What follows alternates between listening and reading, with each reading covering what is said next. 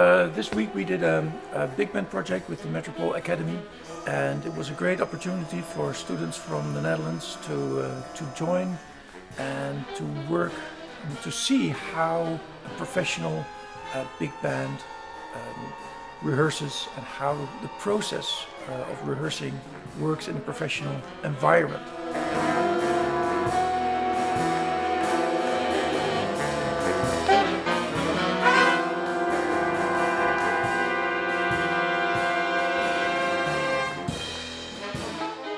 Really great about the Metropole Academy is that students from different conservatories in the Netherlands join and they meet each other. And I think a big part of becoming a professional musician also is working on your network, knowing your colleagues, knowing the different people that are working in the professional music business.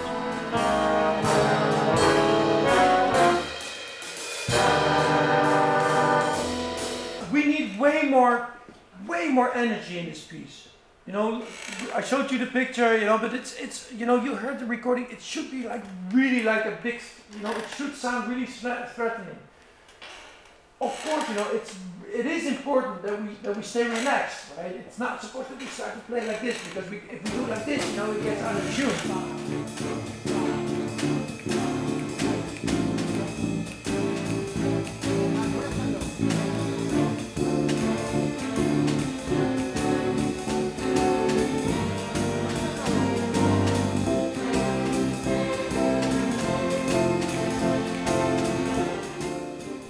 Working with strings, especially, is my favorite in music, in jazz, and so the level here is quite big. So it's really interesting, you know, to work on music. It was my arrangement, and I know, because I've heard it, that it's not so easy to play and to work on it. And the result is just, for me, amazing. As teacher, you know, I made a lot of workshops during years and years and years, and so it's really kind to have this condition also for work, because sometimes I arrive in you know, in buildings a bit strange, a bit, you know, not so with a high quality of sound engineer. Everything, and so we feel really supported in our work, and this is really great. Doesn't make go snug, make some noise. We hear too much the up, you know.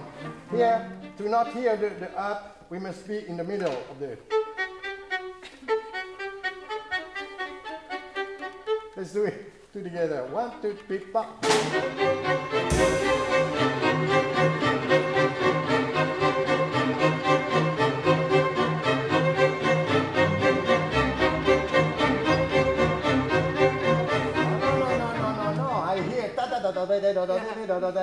No. Look. You go up, but you don't hear.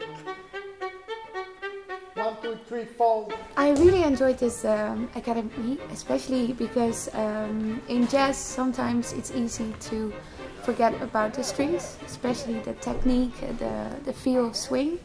And I think it's something that we really worked on with Pierre for this academy. And it's just amazing to see such a beautiful jazz violin player to play with his soul and to really make so much beautiful melodies and music. And it really inspired me to work harder on my own jazz as well. And I'm very proud on the sound that we created together, and how tight and how much, yeah, really in swing we can play now. So I'm very happy with it, definitely.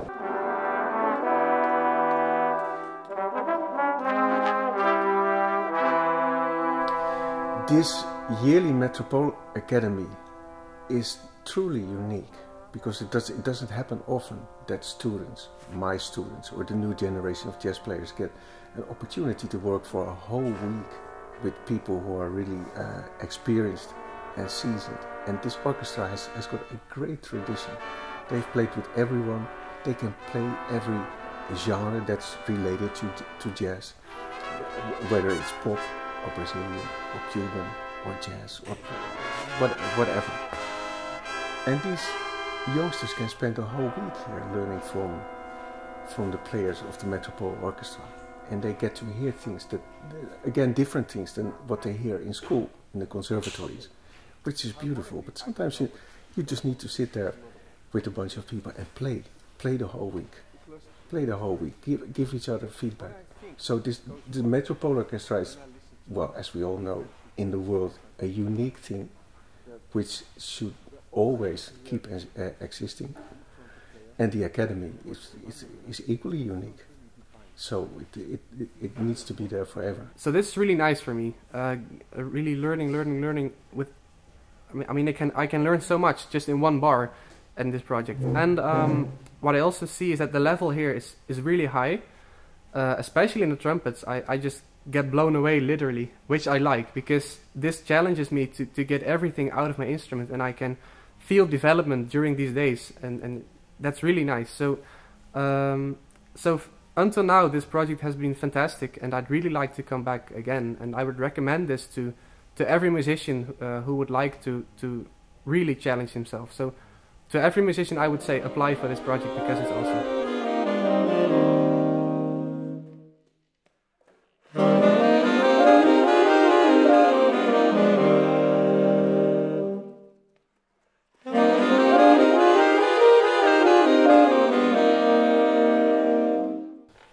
Don't think too much. Don't look too much on that, because it will be. This is a natural thing that you will is in your ear, and it's a practice room, so we can also make a fool out of ourselves and make mistakes.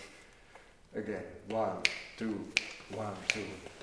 Da da da dee da da da da da.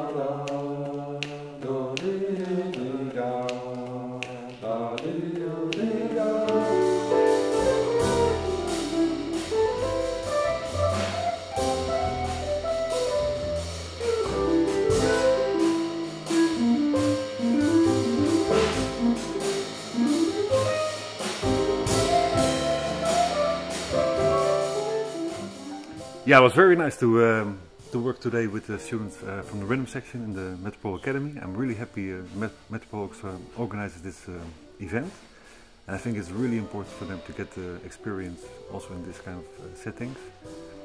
And I'm also really happy with the repertoire that Johan Plomp chose, because like all different styles and different eras, slow swing to really hit the stuff from Marie Schneider. It's a very nice project to work on.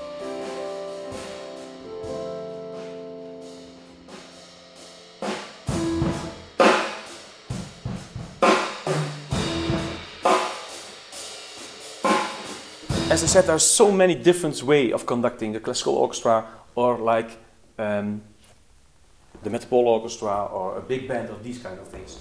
I thought I can tell so many technical things. You can do beats to 4-bar, but maybe we had a long day. I thought it would be very nice to have some nice YouTube clips with famous or less famous conductors and see what they do. And I want to start with some classical conductors.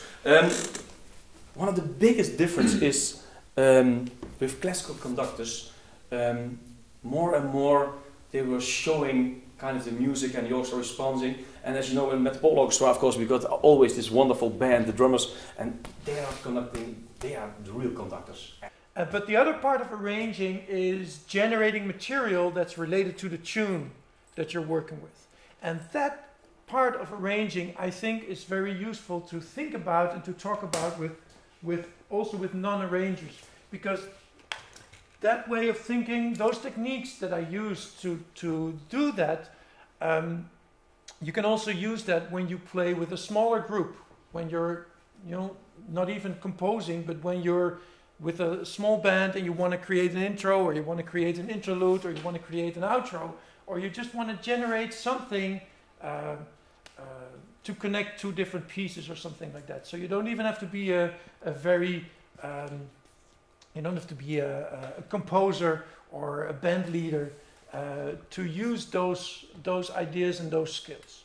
And for me, this experience with the Academy Metropole Orkestra was really good because I came from a classical department. So for me, this was a really big challenge to change the styles. And I learned a lot working with some people from the Metropole Orkestra and with Pierre, who is already a professional jazz musician. So yeah, these kind of things were for me really, really nice. And I learned also the basics for the jazz music. Also, because I'm a string player, for me it was different also to change the technique, and I think it was really interesting. So yeah.